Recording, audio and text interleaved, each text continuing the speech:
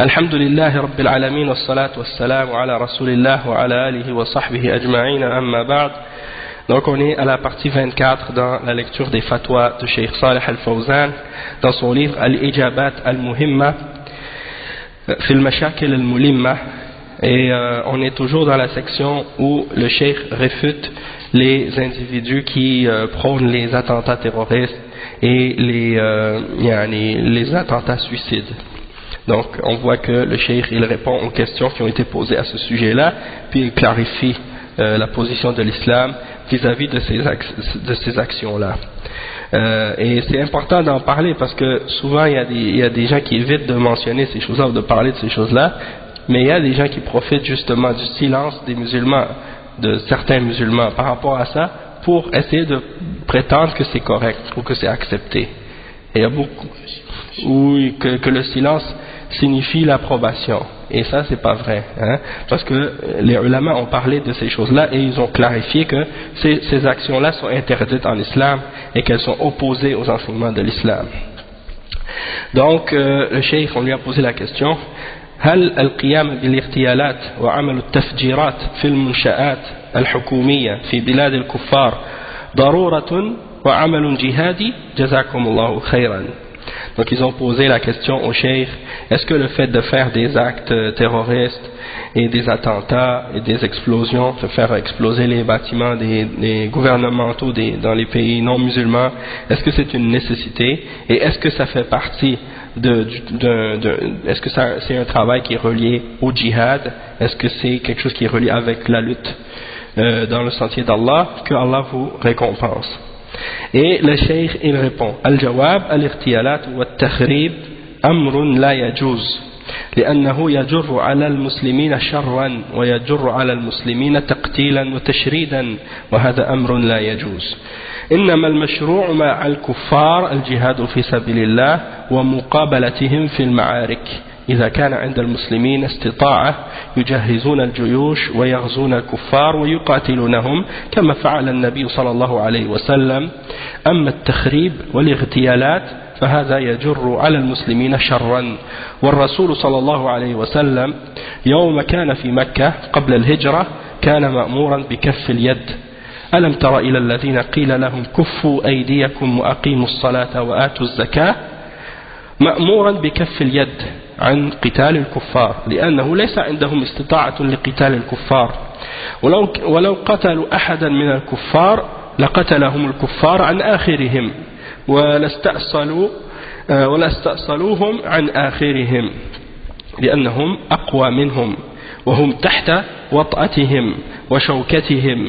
فالاغتيال في بلاد الكفار يسبب قتل المسلمين الموجودين في البلد مثل ما تشاهدون الآن وتسمعون، وهذا ليس من أمور الدعوة ولا هو من الجهاد في سبيل الله وهذا يجر على المسلمين شرا.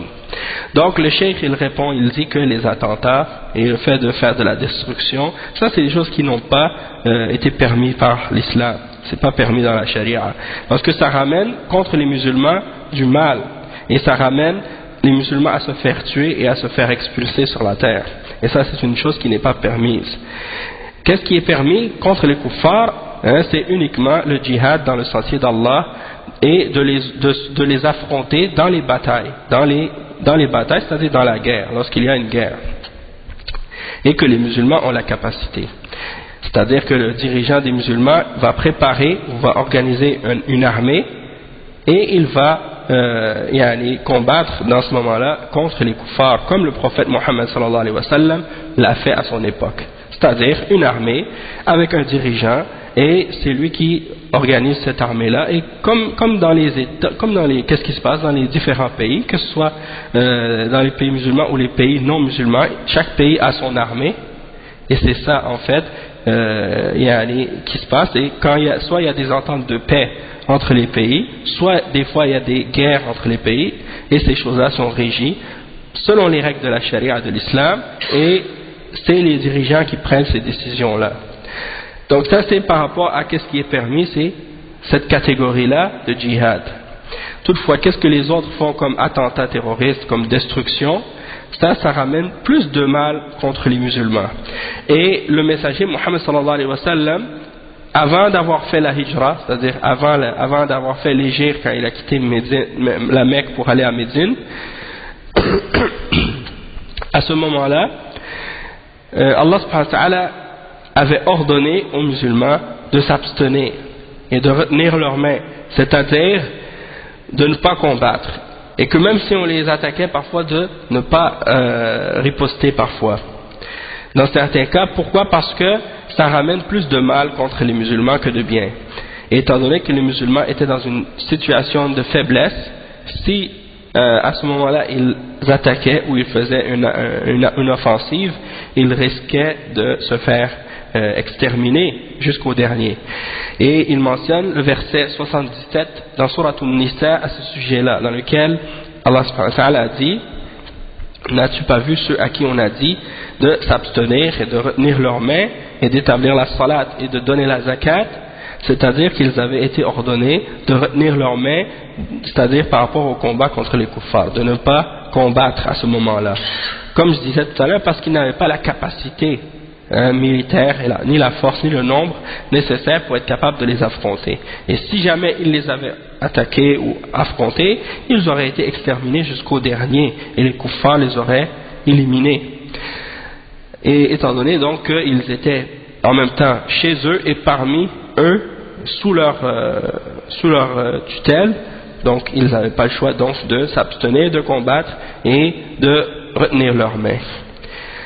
Mais le cheikh dit ensuite, donc de faire des attentats dans les pays des kuffars, ça ramène à la fin à ce que les musulmans se fassent tuer. Les musulmans qui sont présents dans ces pays-là, on voit que eux d'un côté ils peuvent se faire tuer, et également par la suite, comme on a vu qu'est-ce qui s'est passé par rapport à d'autres pays musulmans par la suite où les kuffars ont envoyé des armées suite aux attentats, on a vu que ça a créé beaucoup de destruction, beaucoup de désordre dans ces différents pays-là. Et le cheikh il dit donc ça, vous en êtes tous témoins et vous entendez tous parler de ces choses-là, et donc ça ne fait pas partie de ce qui est relié à la da'wah, et ce n'est pas non plus quelque chose qui a rapport avec le djihad fi sabilillah, de faire ces sortes d'attentats-là, et ça ramène plus de mal contre les musulmans. Ensuite le cheikh il dit: هل الرسول صلى الله عليه وسلم والصحابة يوم كانوا في مكة يقتلون الكفار؟ أبدا، بل كانوا منهيين عن ذلك. هل كانوا يخربون أموال الكفار وهم في مكة؟ أبدا، كانوا منهيين عن ذلك. فالرسول صلى الله عليه وسلم مأمور بالدعوة والبلاغ فقط وهو في مكة.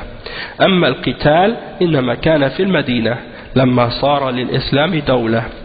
Donc le cheikh il dit: est-ce que le messager sallallahu alayhi wa sallam ainsi que les sahaba, les compagnons, lorsqu'ils étaient à Mecca, est-ce qu'ils combattaient les kuffars? Est-ce qu'ils tuaient les kuffars? Non, jamais. Ils étaient interdits de faire ce genre de choses. Et est-ce qu'ils détruisaient les biens des kuffars lorsqu'ils étaient à Mecca? Jamais. Ils n'ont jamais fait une chose pareille. Ils étaient interdits de faire une chose pareille.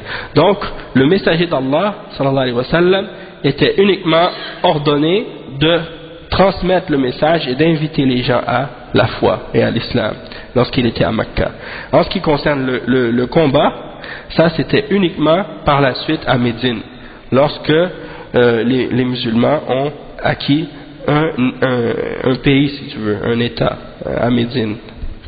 Et le cheikh en bas il dit: وقول الشيخ لما صار للإسلام دولة أي دولة قوية في إيمانها بالله وفي عدتها من الأسلحة تستطيع مجابهة الأعداء وخوض المعارك معهم وقد تقدم قوله.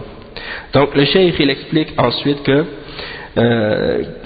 dans la note de bas de page il y a une note ici, il dit que lorsque le cheikh il dit que à Médine les musulmans ont eu un pays ou un état, c'est-à-dire pas juste d'avoir un pays, parce que aujourd'hui les musulmans ont plusieurs pays ou nombreux pays qui sont des pays musulmans. Toutefois le cheikh il dit un pays qui est fort, c'est-à-dire un pays qui possède la force, c'est-à-dire force spirituelle, c'est-à-dire dans sa foi en Allah subhanahu wa ta'ala. Donc il est fort par sa foi en Allah, et il est fort également dans le sens qu'il possède des armes qui les permettent d'affronter les ennemis et de faire des combats ou des batailles comme on l'a expliqué. Donc ça c'est pas le cas actuellement, par exemple dans la plupart des pays musulmans, puisque les pays musulmans actuellement sont faibles et ils n'ont pas malheureusement la force militaire nécessaire pour justement permettre encore de faire le djihad actuellement. Donc ça c'est des exemples de qu'est-ce que le cheikh a répondu par rapport à ça. Ensuite il dit as-su'al ما حكم من يقوم بقتل الأبرياء وتفجير المنشآت من أجل ترهيب الكفار وتخويفهم والانتقام لما يحدث للمسلمين من شر بسببهم. الجواب تدمير ممتلكات الكفار وهدم حصونهم وقتل الصبيان والصغار تبعا لهم، هذا إنما هو في الجهاد، ليس كل واحد من الأفراد يذهب ويخرب بدون جهاد وبدون أمر ولي الأمر، هذا لا يجوز، هذا يجر على المسلمين شرورا وليس له نتيجة، ما له نتيجة إلا الشر على المسلمين، ففيه فرق بين التخريب والاغتيالات وبين الجهاد في سبيل الله بقيادة وبراية من رايات المسلمين وجيش من جيوش المسلمين، فيه فرق بين هذا وهذا، فلا يخلط بين حق وباطل. Donc le cheikh, on lui a posé la question, quel est le verdict au sujet de ceux qui tuent les innocents et qui détruisent les constructions dans le but de faire peur aux kuffars et de les effrayer, de les terroriser, et dans le but de se venger de ce qui se passe de ce qui se fait contre les musulmans, comme mal à cause d'eux. Le cheikh il répond, il dit de la destruction des biens des kuffars et de détruire leurs murailles, leurs forteresses ou des choses de ce genre, et par exemple quand il y a des kuffars qui étaient cachés derrière des forteresses à l'époque quand il y avait des guerres, ils détruisaient les forteresses et les murailles, et ils lançaient bien entendu avec les catapultes des trucs pour briser les forteresses. Puis parfois comme conséquence de ça il y avait peut-être des petits ou des enfants qui étaient blessés à ce moment-là, mais sans que ce soit intentionnel, sans que ce soit voulu. Donc le cheikh il dit que ça c'est dans les questions lorsqu'il y a des guerres, lorsqu'il y a le djihad, des choses de ce genre. C'est pas entre des individus qui partent et qui décident d'aller tuer qui ils veulent, sans que ce soit fait avec l'ordre du dirigeant musulman. Ça c'est pas permis. Donc ça veut dire que quelqu'un parmi les musulmans ne peut pas décider aujourd'hui de dire bon moi je vais partir, je vais aller attaquer des kuffars, des non-musulmans, puis je vais commencer à faire sauter telle ou telle affaire, tel endroit, ou faire de la destruction ou tuer des innocents. Ça c'est pas permis pour un musulman de faire des choses pareilles. Et il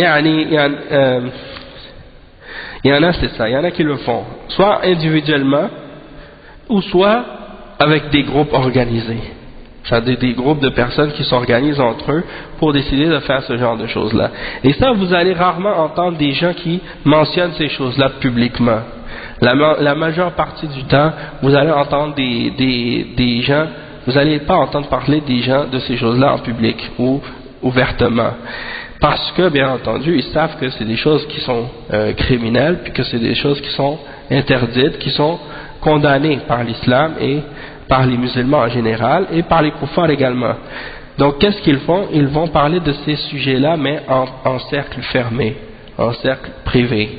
Et c'est pour ça que c'est important de mettre en garde et d'avertir les musulmans et les non-musulmans par rapport à ces choses-là, parce que justement, même si on pense que on n'en entend pas parler, il y en a des gens qui ont ces idées-là et qui propagent ces idées-là dans des cercles fermés, puis dans des mosquées, puis dans d'autres endroits aussi, dans des centres.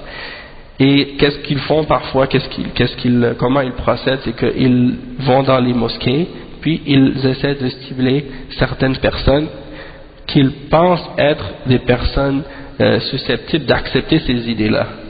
Puis ils les approchent, puis ils commencent à les inviter subtilement à ces idées-là, pas directement, mais petit à petit.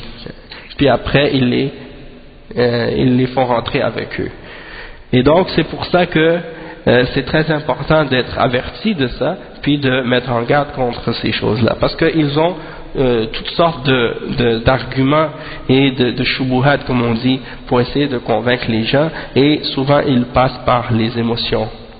C'est-à-dire ils vont mentionner par exemple qu'est-ce qui se passe dans le monde musulman, comment les musulmans se font humilier ou tuer ou torturer, ou comment on viole des femmes, des choses de ce genre. Puis ils essaient de faire monter en fait l'émotivité des personnes pour essayer de les et par la suite de les aveugler d'une certaine façon.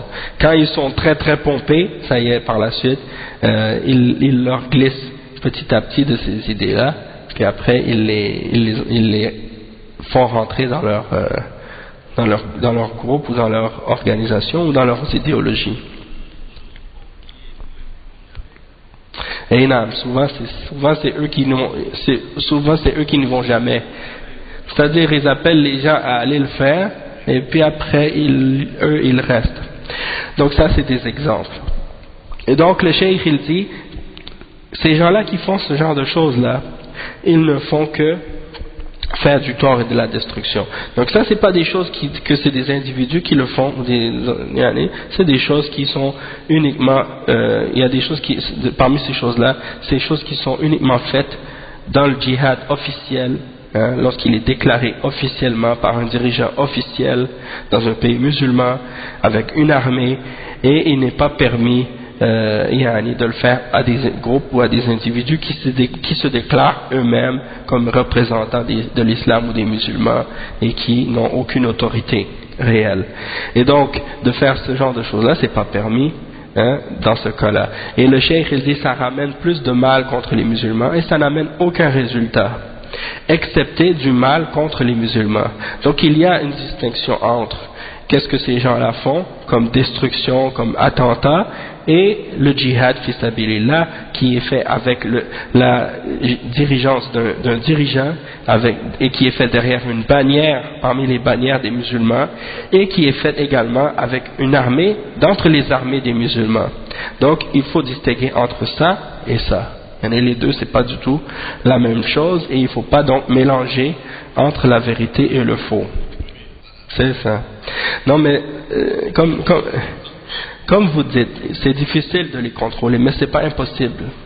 Et si tous les musulmans travaillent ensemble dans le but de stopper ces gens-là, dans le sens que si ils ont des informations sur eux, ou s'ils savent des choses à leur sujet, ou s'ils entendent parler de ces gens-là, de faire en sorte de les rapporter ou de les dénoncer, ou de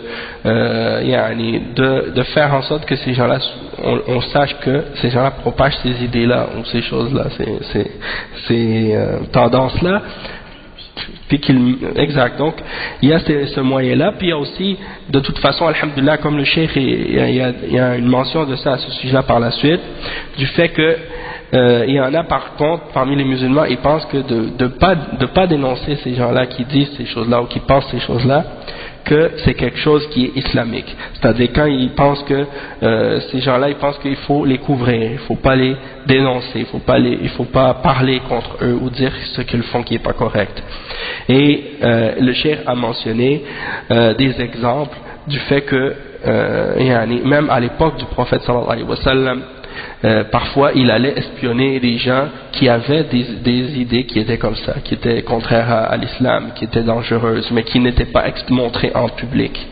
Et parfois donc il pouvait envoyer par exemple des sahaba pour aller écouter ou voir qu'est-ce que certaines personnes allaient raconter qui étaient contraires à l'islam. Et les ulama dans les livres de fiqh, ils ont parlé justement de ces catégories-là qui vont pour justement essayer de démasquer. Et dans chaque pays musulman, il y a des services donc de renseignement qui sont chargés justement d'espionner ces individus pour essayer de les démasquer puis de les arrêter. hein. Donc pour essayer de découvrir, justement étant donné que ces gens-là font cette da'wa ils la font en secret, donc c'est important justement que les musulmans, donc ces pays musulmans comme en Arabie Saoudite ou dans d'autres pays musulmans, ils sont des agents qui sont undercover, comme on dit, hein, et qui rentrent dans ces groupes-là parfois pour essayer de les démasquer, ramasser des preuves contre eux, puis par la suite les arrêter. Okay. Et donc ça fait partie des méthodes et des moyens qui sont permis dans l'islam pour arriver à arrêter les gens qui propagent des idéologies de bid'a ou de kufr ou des tendances de destruction et d'égarement comme ces mouvements d'égarement là. Ça c'est important. Et donc, comme le cheikh il dit, ça ramène toutes sortes de mal contre l'islam et contre les musulmans. Et les ulama, ils ont des fatwas justement à ces sujets-là, comme cette fatwa qu'on lit et les autres, et beaucoup d'autres également. Donc on va en lire une ou deux encore, mais juste pour finir ici, donc il faut distinguer entre qu'est-ce qui est vrai et qu'est-ce qui est faux dans le djihad. Et malheureusement, beaucoup de jeunes fréquentent des différents sites internet où il y a la propagation de ces idéologies des takfiris, des djihadis et tout. Puis il y a peu d'écrits en français parce que beaucoup d'entre ces jeunes-là, parfois c'est des gens qui ne parlent pas l'arabe, qui ne lisent pas l'arabe, mais il y a peu de sites ou de livres qui ont été écrits en islam, sur l'islam en français, traduits en français, sur la réalité du djihad dans l'islam, puis sur la distinction entre qu'est-ce que ces gens-là font et le réel djihad dans l'islam. Et depuis l'attentat du 11 septembre et depuis le terrorisme qui a commencé à se propager dans les pays musulmans et dans les pays non musulmans, il y a eu de la part des savants de l'islam maintenant et de la part des tulab al-ilm, des étudiants en islam, beaucoup de livres qui ont été écrits pour réfuter l'extrémisme et l'exagération et l'égarement de ces groupes-là. Puis ces livres-là sont en arabe souvent, il y en a pas beaucoup qui ont été traduits en français encore. Et il y a des gens qui disaient, par exemple, parmi certains, il y a des individus qui sont pas nécessairement des savants, ou juste des journalistes parfois, qui disaient il faut pas parler de ce sujet-là, il faut pas parler de djihad parce que ils disaient que ça faisait comme une sorte de encourager les jeunes à faire ce genre d'activité-là. Toutefois, le Cheikh Al-Fawzan, il a répondu à cette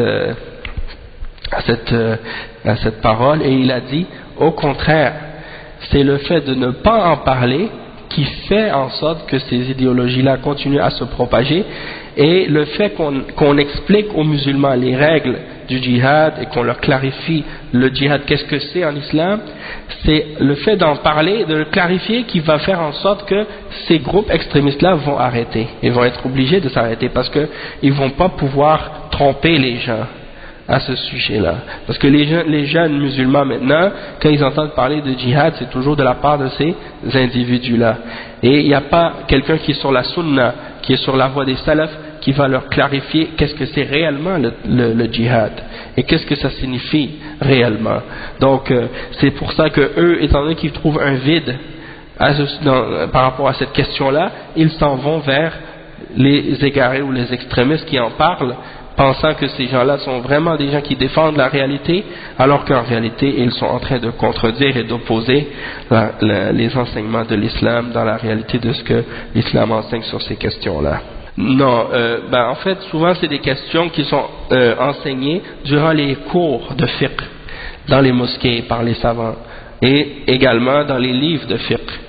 Donc, mais dans les prêches du vendredi, il y a des prêches du vendredi qui ont été faites. Il y a des prêches de vendredi qui ont été faites sur la dénonciation des actions des terroristes et des choses de ce genre, mais c'est des sujets qui sont assez qui demandent d'être traités en profondeur, et c'est pas la place d'une prêche de vendredi de rentrer trop dans les détails des questions, puisque la prêche du vendredi c'est uniquement faite pour être un rappel et non pas pour être une étude ou un enseignement détaillé. Ibn al-Qayyim al-Jawziyya dans Zad al-Ma'ad, il a divisé les catégories de djihad en 13 14 différentes catégories de djihad. Et 4 grosses catégories, puis après, wa alaykoum salam wa rahmatullah, puis après il y a des subdivisions de chacune de ces catégories-là, donc ça revient à environ 14 divisions, wa alaykoum salam wa rahmatullah.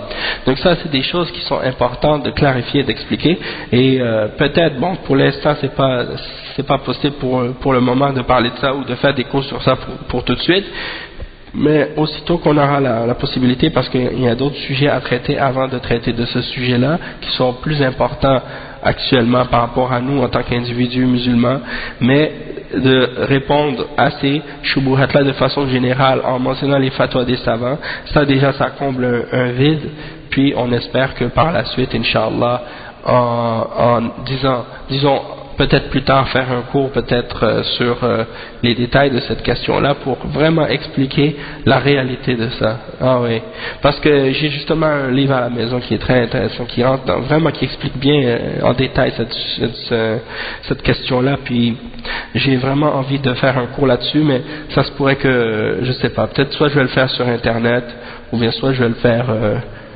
on verra Inch'Allah. Ou bien soit je vais le traduire juste sous forme de livre écrit que les gens pourront télécharger puis lire par la suite pour avoir plus de compréhension sur ça. Ensuite il y a une autre question, puis on va lire celle-là, puis après on va commencer le cours. La question a été posée au cheikh. السؤال: أفتى من أفتى بجواز قتل الأمريكان في جميع بلدان العالم وقال إنهم حربيون، فما قول فضيلتكم في هذا؟ الجواب: هذا المفتي جاهل، لأن هذا فيه تفصيل، فالذين تعاهدنا وإياهم ودخلوا في بلادنا بالعهد أو بالأمان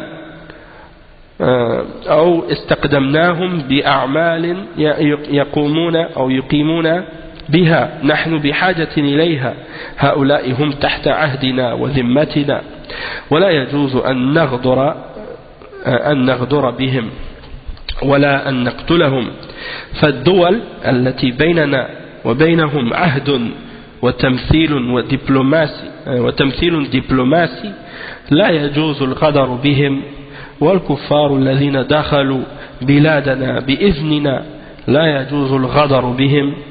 قال تعالى: وإن أحد من المشركين استجارك فأجره حتى يسمع كلام الله ثم أبلغه مأمنه، فلا يجوز الغدر بالذين دخلوا في بلاد المسلمين بإذن ولي أمر المسلمين أو المسلمون استقدموهم، فلا يجوز مثل هذا الكلام، إنما الحربي الذي ليس بيننا وبينه عهد ولا أمان هذا هو الحربي. Donc le cheikh il a répondu à cette question. La question c'est quoi? C'est qu'il y a un individu qui a fait une fatwa, et qui a, premièrement la fatwa on a expliqué plusieurs fois, mais pour répéter, parce que les médias parfois ils mentionnent des trucs sur la question de la fatwa. Quand ils disent le mot fatwa, les gens pensent que c'est un appel au meurtre, ou bien que c'est pour appeler à tuer quelqu'un, alors que ça n'a rien à voir avec ça. Le mot fatwa, ou le terme fatwa dans l'islam, quand on l'utilise, c'est dans le but d'expliquer ou de clarifier un verdict religieux dans l'islam. Donc sur n'importe quel sujet, n'importe quelle question.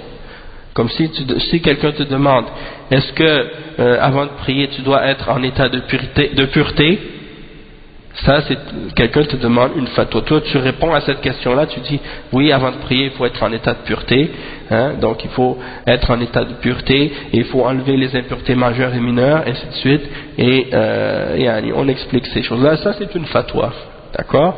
Si on demande est-ce qu'un homme durant le Ramadan il doit jeûner, et tu dis oui, c'est obligatoire de jeûner, dans ce cas-là, ça c'est une fatwa. Ça, tu expliques le verdict, puis tu peux mentionner les preuves et ainsi de suite. Donc ça c'est une fatwa. Et donc dans ces questions-là, par exemple, qui ont rapport avec le djihad ou autre, ça aussi c'est des fatwas, mais c'est pas seulement quand c'est ces sujets-là que c'est une fatwa, contrairement à ce que certains prétendent. Puis aussi, il y a une chose importante à comprendre aussi, c'est qu'une fatwa, c'est pas nécessairement vrai. C'est-à-dire une fatwa peut être fausse, peut être incorrecte. C'est-à-dire qu'un savant, quand il donne sa fatwa, il peut se tromper. Hein? Donc c'est pas parce que le mufti ou le savant qui a donné un verdict religieux ou une réponse à une question religieuse a dit telle ou telle chose, ça ne veut pas dire que ce qu'il a répondu dans cette fatwa-là, c'est vrai. Ça, c'est pour ça que les savants, si par exemple quelqu'un a fait une fatwa, il a dit quelque chose selon l'islam, puis que il s'est trompé, en général, un autre savant va lui répondre. Il va clarifier qu'il s'est trompé dans cette fatwa-là. Hein? Et puis, on doit demander également, on a le droit de demander au savant qui a fait la fatwa, quelles sont ses références, quelles sont ses preuves dans cette fatwa-là. Et si ces références et ces preuves sont incorrectes, ou qu'il n'a pas respecté certains principes, alors dans ce cas-là, cette fatwa-là ne va pas être valable et ne va pas être acceptée. Donc ça, c'est un point important par rapport à la fatwa, que les médias, bon, en principe, c'est pas des musulmans, donc on peut comprendre le fait qu'ils sont ignorants à ce sujet-là, mais le fait qu'ils propagent l'ignorance, puis qu'ils créent de la désinformation, justement, en confondant les gens, en les mélangeant, en utilisant des termes qu'ils ne comprennent même pas correctement. Donc, ils ont posé la question à quelqu'un au sujet de est-ce que c'est permis de tuer parce qu'il y en a un qui a donné une fatwa, un individu qui a donné une fatwa qui dit que c'est permis de tuer les Américains partout dans le monde. Il dit que ce sont des gens qui sont des harbiyoun. Harbiyoun, ça veut dire quoi? Ça veut dire des gens qui sont en guerre contre les musulmans. Et quelle est votre parole, ou qu'est-ce que vous dites, votre position par rapport à cette fatwa-là? Donc, on voit un exemple ici de quelqu'un qui a fait une fatwa. On n'a pas nommé le nom de cette personne-là, mais on a dit il y a quelqu'un qui a fait une fatwa qui dit qu'il faut tuer tous les Américains dans le monde. C'est quoi la réponse? Cheikh Al-Fawzan, il répond, il dit, ce mufti, c'est-à-dire cette personne-là qui a donné cette fatwa-là, c'est un jahil, c'est-à-dire c'est un ignorant, il ne connaît rien. Hein? Parce que quelqu'un qui connaît l'islam, il ne va pas donner une fatwa pareille, il ne va pas faire une fatwa comme ça. Donc le cheikh il répond et il explique pourquoi cette fatwa elle n'est pas correcte et pourquoi il est ignorant cet individu-là. Il dit parce que dans ces questions-là il faut détailler, il y a des détails sur cette question-là. Premièrement, si il y a des non-musulmans avec qui nous avons des ententes et des pactes. Et ceux qui sont rentrés dans notre pays et qui sont rentrés avec un visa, avec une entente, en sécurité, on les a fait venir pour qu'ils travaillent pour nous, pour qu'ils fassent un travail pour nous. Et nous, on a besoin d'eux. Donc, ceux-là sont sous notre entente, sous notre protection. Et il n'est pas permis à quiconque d'entre nous de les trahir, ou de les tuer, ou des choses de ce genre. Donc, s'il y a des pays dans le monde, et qu'entre nous et ces pays-là, il y a une entente de paix et des pactes, des trêves et comme on dit, des contrats, des ententes entre nous, et qu'il y a un représentant diplomatique de ces pays-là dans notre pays, alors il n'est pas permis pour nous de les trahir, de trahir ces pays-là et ces individus-là. Donc, le cheikh explique ça, c'est un point que beaucoup de jeunes d'entre les musulmans aujourd'hui ne comprennent pas ça. Ils pensent que c'est une question comme si, ça y est, on n'aime pas tel ou tel pays, on n'aime pas tel ou tel individu, ça y est, c'est correct, on peut agir avec eux comme on veut. Non, il y a des ententes gouvernementales entre les États, entre les chefs d'État, et il y a des trêves, il y a des pactes, et donc il faut respecter ces ententes-là. Donc le cheikh il dit, ensuite, il dit, et les koufars qui sont rentrés dans notre pays, avec notre permission, il n'est pas permis pour nous de les trahir. Et il mentionne un verset 6 dans Surat At-Tawbah, dans lequel Allah subhanahu wa ta'ala dit, et si un d'entre les mouchriquines te demande la protection, alors protège-le et garde-le jusqu'à ce qu'il, c'est-à-dire il demande que tu le protèges, que tu ne vas pas l'attaquer ou lui faire du mal, tu dois le laisser, et tu le protèges jusqu'à ce qu'il entende la parole d'Allah, puis tu le ramènes à l'endroit où il va être en sécurité, là où il veut aller. Donc il n'est pas permis pour nous de trahir ceux qui sont rentrés dans les pays musulmans avec la permission du dirigeant ou du chef de l'État, des musulmans, ou des non-musulmans qui sont rentrés dans les pays musulmans et qu'on les a fait venir pour qu'ils travaillent ou des choses de ce genre, ça c'est pas permis. Et c'est le harbi, le harbi c'est qui? C'est le non-musulman. Entre nous et eux, il n'y a pas d'entente de paix. C'est ça le harbi. Le harbi, c'est le mécréant qui est en guerre, c'est-à-dire entre son pays, son État et notre État, il y a une déclaration ouverte et officielle de guerre. C'est ça le harbi. Ok? S'il y a une entente de paix, un pacte entre nous et son pays, entre son pays et le pays et leur pays, dans ce cas-là, s'il y a une entente de paix, il n'est pas un harbi. Hein? Il est sous l'entente et le pacte. Hein? Al-Musta'man ou bien Al-Mu'ahad. Al-Musta'man, celui qui est sur l'Aman, qui est sous la protection ou l'entente. Et Al-Mu'ahad, c'est celui qui, entre nous et eux, il y a un ahd, il y a une entente, il y a un pacte. Mu'ahad. Mu'ahad, l'ahd. Musta'man. Oui, le premier c'est le Musta'man, celui qui est sous Al-Aman. Musta'man. Musta'man. Et l'autre c'est Al-Mu'ahad. Donc les kuffars, quand on dit les kuffars, ne sont pas tous dans la même catégorie. Il y en a qui ne distinguent pas entre les catégories. Il y a Al-Musta'man, il y a Al-Mu'ahad, il y a Al-Dhimmi, et il y a Al-Harbi. C'est des différentes catégories, et ça a rapport avec les ententes internationales entre les États, c'est pas au niveau des individus. Ok? Ça c'est important de le comprendre. Et il y a un cheikh qui s'appelle Cheikh Mohamed Bazmoul, il a un livre qu'il a écrit qui s'appelle Al-Alaqat al-Dawliya yani fi l'Islam. Et ça c'est un livre très important, très intéressant. C'est-à-dire les relations internationales dans l'islam. Et il parle de tous ces sujets-là, et vraiment c'est très très intéressant. Donc Inch'Allah on va s'arrêter ici dans la lecture des fatwas, puis on continuera au prochain cours Inch'Allah. Subhanakallahumma wa bihamdika ashhadu an la ilaha illa anta astaghfiruka wa atubu ilayk.